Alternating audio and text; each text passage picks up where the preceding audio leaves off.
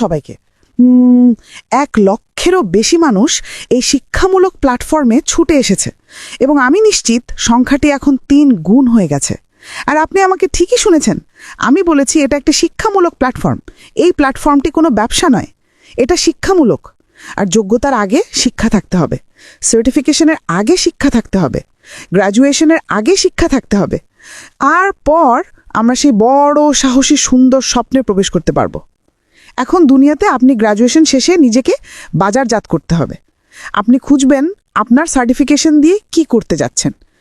এখন আপনার শিক্ষার সঙ্গে আপনি কি করবেন সেটা সিদ্ধান্ত আপনার।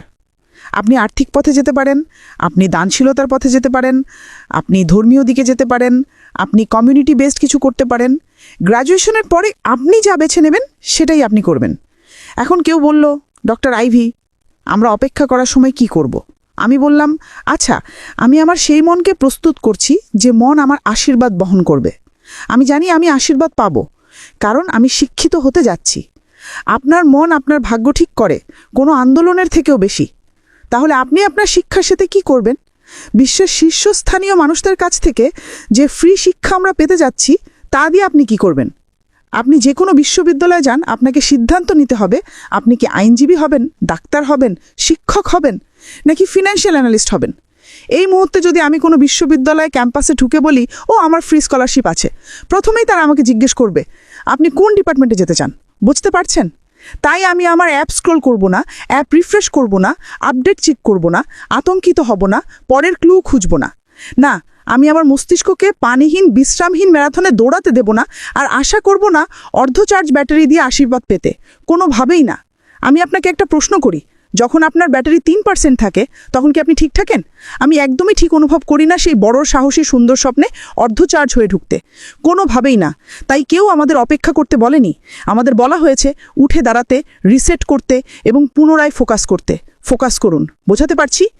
একদিন আমি কারোর জন্য খুঁজতে গিয়েছিলাম এবং খোঁজার বদলে, বসে থাকার বদলে বারবার হাঁটছিলাম, ঘুরছিলাম, খুঁজছিলাম। জানেন কি? সেই মানুষটি এলো, চলে গেল এবং আমি জানতেও পারলাম না। আমরা এখন ঠিক সেই অবস্থায় নিজেদেরকে নিয়ে যাচ্ছি। এটা আমাকে বাইবেলের সেই ঘটনার কথা মনে করিয়ে দেয়। সেখানে 10 কুমারী ছিল, 5 জনের প্রদীপে তেল ছিল, 5 জনের ছিল না। যখন বর এলো, তারা তেল আনতে গেল এবং ফিরে এসে দেখলো বর চলে গেছে। এটা আপনার বা আমার গল্প হবে না। শুনতে পাচ্ছেন? আমরা প্রস্তুত থাকব, আমরা আমাদের ফোকাস স্ক্রোলিং থেকে সরিয়ে নেব। এখন যেহেতু গেট খুলে গেছে, আমরা নিজেদের দিকে ফোকাস দেব। আপনি কি প্রস্তুত? আপনি কোন দিকে কাজ করছেন? আপনার প্রত্যাশা কি? আপনি কি এখনো আশা করছেন, ও কেউ আমার জন্য এটা করে দেবে, কেউ আমার জন্য এটা করে দেবে? এটাই আমাদের থাকার জায়গা নয়। এটাই সেই সময় যখন আপনি আমাকে বলবেন আপনার হৃদয়ে কি আছে। লিখে ফেলুন আপনি কি হতে চান এবং আমরা সেটা নিয়ে আলোচনা করব। আপনি নিজের সঙ্গে আলোচনা করুন, আপনি কে, আপনি জীবনে কি করেছেন। লিখে ফেলুন আপনি কি, তা লিখুন। আপনি কি হতে চান সেটাও লিখুন। তারপর সেই সব কিছু নিয়ে বড় সাহসী সুন্দর স্বপ্নে প্রবেশ করুন। তাহলে আপনি স্ক্রোলিং করছেন না, আপনি ব্যস্ত থাকবেন। শুনতে পাচ্ছেন? কারণ আপনি যদি ফিরে যান, কেউ আমার জন্য করে দেবে, কেউ আমার ত্রাতা হবে, তাহলে আপনার 3 গুণ হতাশা হবে। তাই এখন সব কিছু আপনার উপর। মনে রাখুন যে বড় দরজা খুলেছে, সেটা শিক্ষামূলক, বাণিজ্যিক নয়। আমি আপনাকে কিছু বলি, আমি আমার জীবনে যা যা করেছি সব ক্যাটালগ করে লিখে ফেলেছি।